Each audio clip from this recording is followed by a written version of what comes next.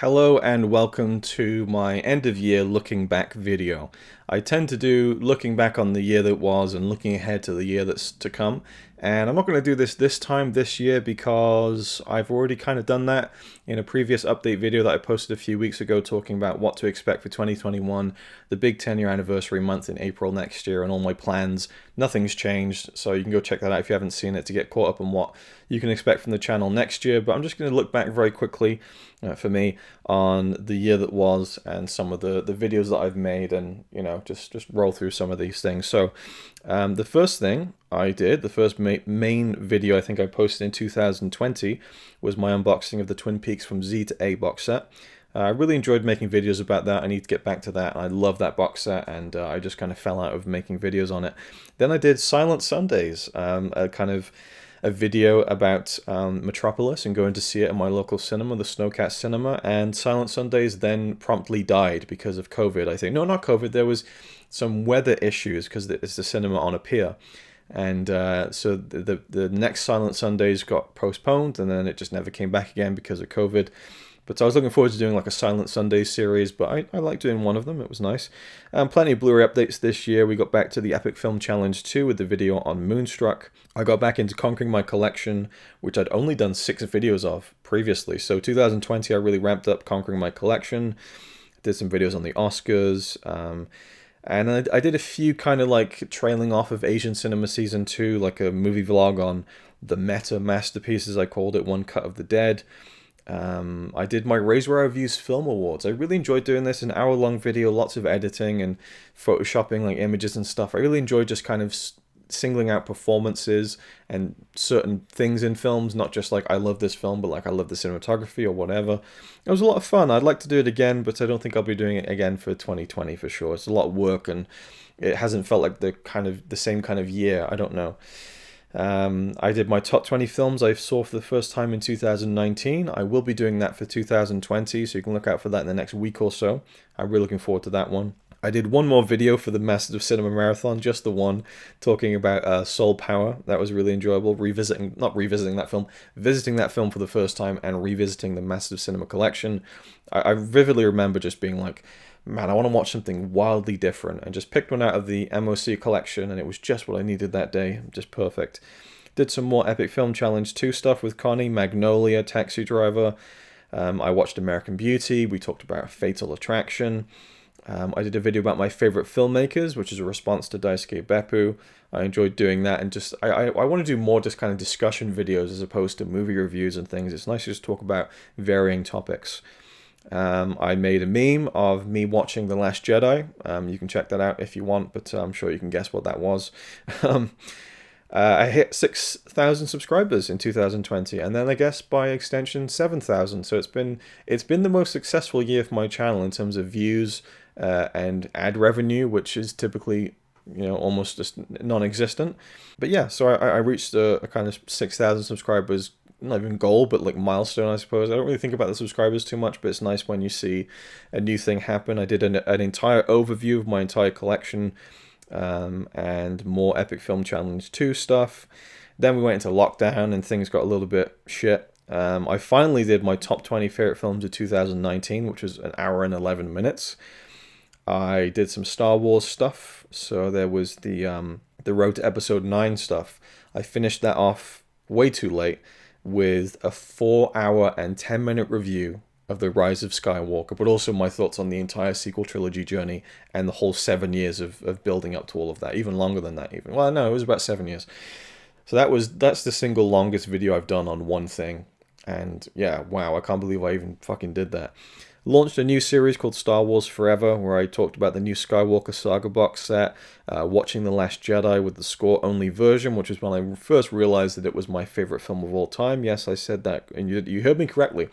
And then me and Connie did our 2019 movie rankings. That was a lot of fun. I don't think we'll do one again this year because we haven't just seen that much, More channel updates. The Last of Us Part 2, I played through that whole game and released all of my playthroughs on YouTube, and that was a lot of fun and a really rewarding and enriching experience playing that game. And recording my reaction. It was a lot of work to put it all together, and I wish it had been easier to record all that footage and stuff, but ultimately I'm really happy that I have it and I made it, and so I can look back on my first playthrough of that incredible game. More Blu-ray updates, yeah, just the general stuff that I normally do, nothing too special.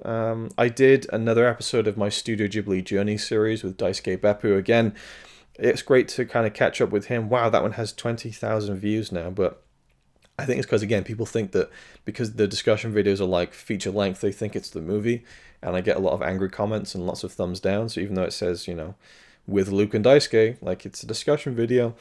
That one, I think we filmed it in April, and I posted it like many months later, and I felt bad for that, but I put so much effort into like ripping the movie of Only Yesterday, getting all the screenshots and editing it and stuff. I just liked putting more extra effort into it, because for me, whenever I do a collaboration with Daisuke, it's like a special thing, so I was really happy with how that turned out.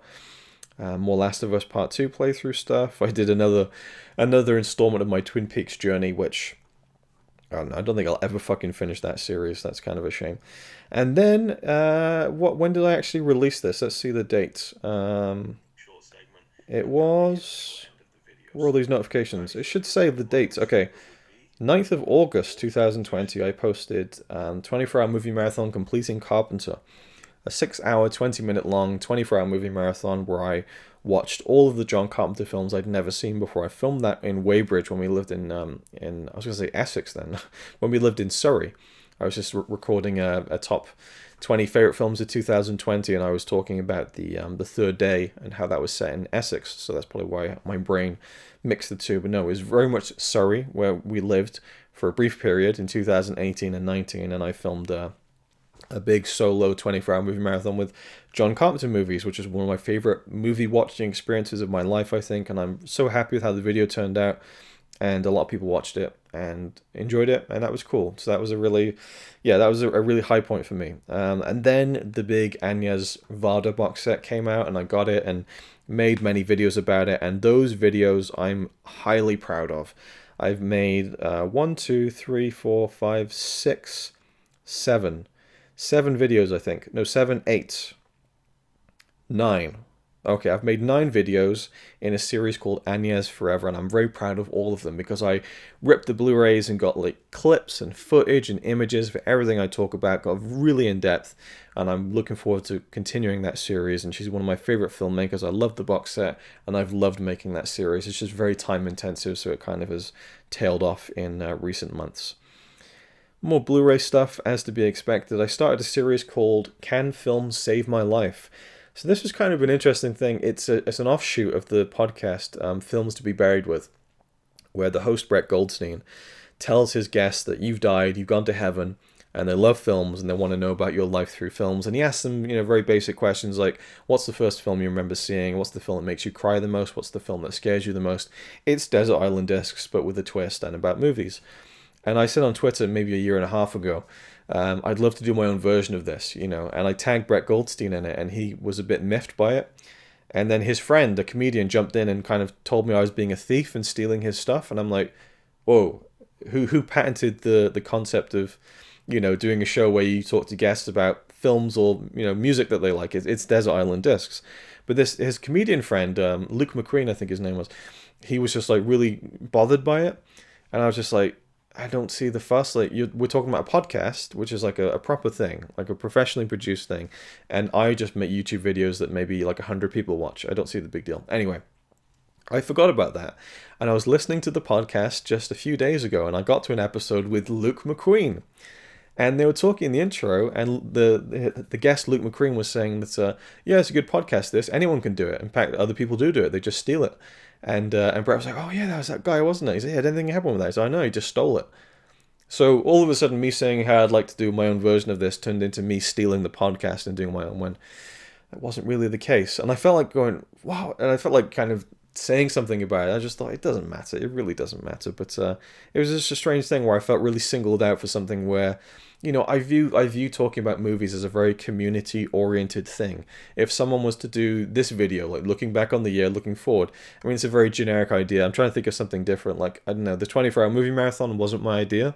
I've made it something else. I've made it my own. I can't think of something I've done where, okay, the Road to Episode 7 series I did with Star Wars. Someone did the Road to Avengers Infinity War, and I think CP said, oh look, he's stolen your idea, and I'm just like, it's not really, I don't care, you know, it's all community, we're all talking about films, that's all this is, you know, so I just didn't see the big fuss in it. But anyway, I did end up doing Can Films Save My Life, where I did a fun twist on it, but with different questions and a different concept. But now I just feel kind of like, you know, oh, should I even continue it now, because apparently it's such a big deal to this guy that I stole his podcast, and it's just strange, you know, and I really love that podcast. It's kind of a shame. Anyway, so I did that with Chris from CM42 TV. Had a blast talking with him. He's my oldest friend from this YouTube channel, and it was great to talk to him like in real time for the first time. And then also I did an episode with Ryan Chataway, who's another one of my oldest and best YouTube friends. So I really enjoyed doing those Can Films Save My Life episodes. I had a few planned. But again, with this whole podcast thing, I just thought like, well, okay, if I'm a thief for doing this, then, you know, I guess I'll just leave it. Like, is it really a big deal? I don't know. I don't think so. Me and Connie did an hour and 14 minutes discussion video on The Last of Us Part 2. I really enjoyed doing that. Connie got really upset during it. Not in a bad way, but she got really emotional, I should say, not upset. And we really talked and dug deep on that game, and I thought that was a really good video. I really enjoyed that one. I released my trailer for 24 Hour Movie Marathon 8, which got promptly blocked on YouTube, so it's on Vimeo if anyone wants to see it, so I was quite happy with how it turned out. I tried to do some horror stuff, and I actually quite liked how it turned out, but it went nowhere near as well as I planned in terms of volume. I wanted to try and do the 31, you know, horror reviews in October, and it just didn't happen.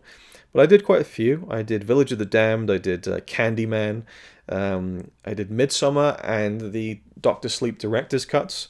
I really enjoyed my reviews on that. I felt like those reviews were really like on point for me. Like as far as my skill at talking about movies is, I really enjoyed both those videos. So the Midsommar and Dr. Sleep reviews.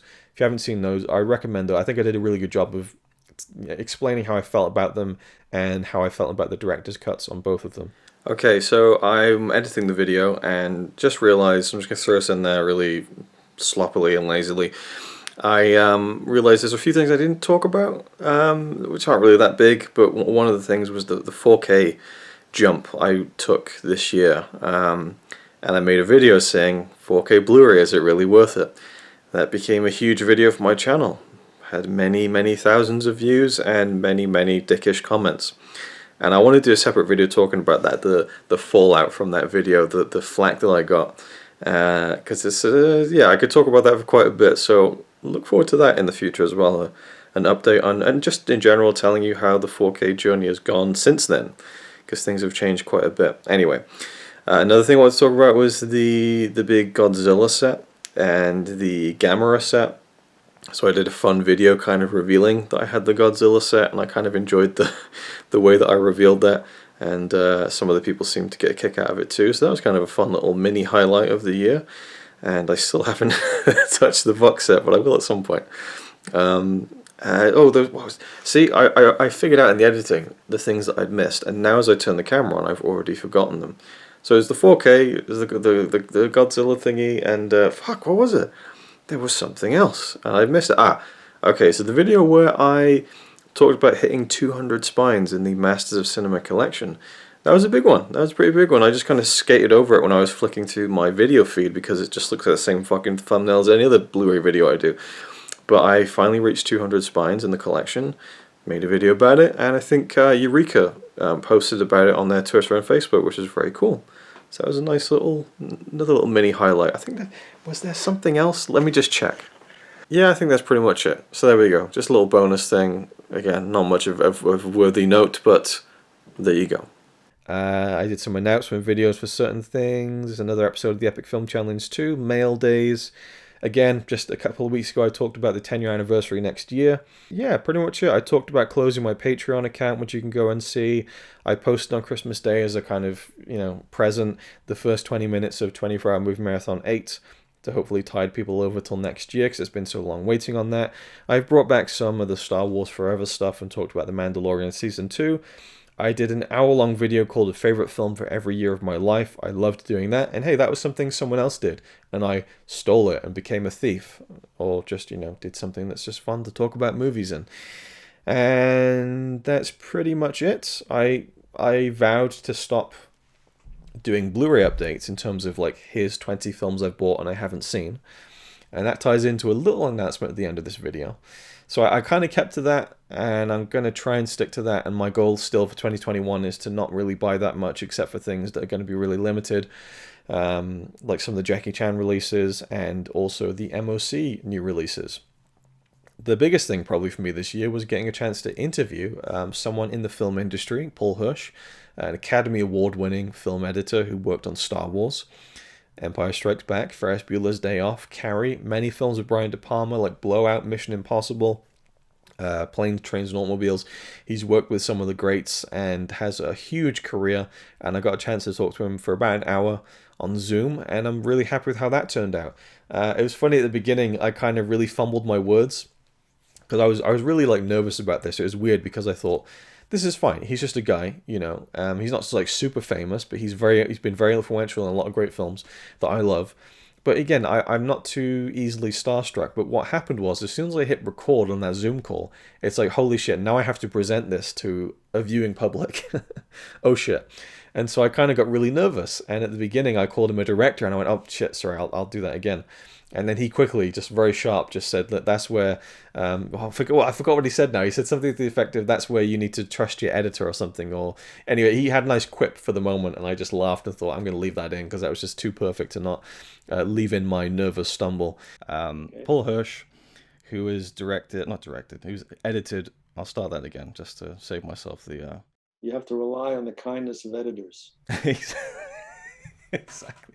But otherwise, it went really nicely, and I think he appreciated the fact that I talked to him about pretty much everything but Star Wars. And he did later message me on Facebook and said that he said, I appreciated that it wasn't all about Star Wars, because I do get a little bit bored of talking about it.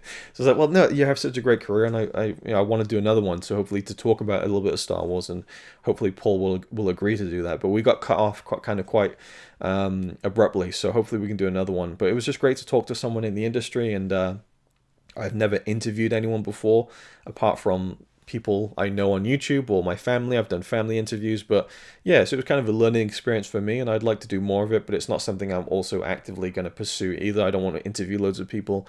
It just was an opportunity that presented itself, and I thought that it would be fun, and it was one of the highlights of the year for me on the channel. But looking through, there hasn't really been that much, and it kind of suits the year, I think, where, you know, it wasn't all that great. I don't know. But again, the views have been up, and it's been the most financially successful year of my channel. Not that there is any financial success in any way, shape, or form, because I don't get much money from it. But again, closing the Patreon, that felt like a weight off in a way, and freeing myself a little bit of guilt that I hadn't been supplying as much exclusive content that I probably should have. But yeah, so the last thing I'll say is that I have spent the last couple of weeks going through my whole collection and making a watch list on Letterboxd of all the films I own on Blu-ray that I've never seen, including short films and documentaries.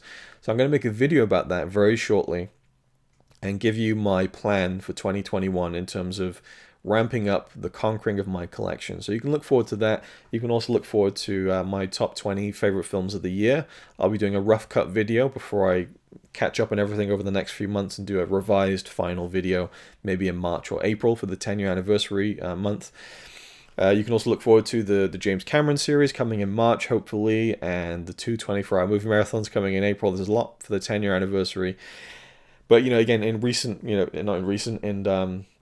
what's the term? I keep forgetting these very easy terms. It's just maybe just age, or I'm losing my brain capacity. But in the near future, there we go. Fucking hell. In the near future, I'll do the video about the conquering of my collection, top 20 films of the year, and also my top 20 first watches. No, I think I'll probably do like a top 30 maybe, but my top first watches of 2020 also will get a video. And is there anything else? I don't think so. That's pretty much it. There's a big one, actually. I'm going to go back on my Blu-ray update claim again, but there's going to be a very specific Blu-ray themed video coming in January that you should probably check out. And you'll see it when it pops up in your subscription feed, and you'll know what I'm talking about when you see it, because it's going to be pretty monumental for me personally. Anyway, that's it. Thanks for watching. It's been an okay year, you know, for YouTube and stuff, and it's been a shitty year for every other reason. So I hope you all are hanging in there, and I wish you all the best for 2021. It isn't going to be a magical reset, you know. As soon as the date on the calendar says 2021, we're not going to be out of the woods yet. But so just stay safe, be smart, for the love of all of all that's good in the world. Stay smart and be safe, and hopefully 2021 will be the beginning of turning things around and kind of getting back to normal. Hopefully, we'll see where things go. But anyway, thank you for all the support over the years and over this year as well, and for all the comments and everything. And that's about it. So thank you for watching. See you in the next one. Happy New Year.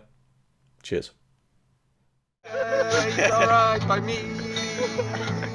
Apart from the fact he throws cans of Carlin into a tree. Yeah, he's really cool. Yeah, he's really cool. But he's not quite as cool as you.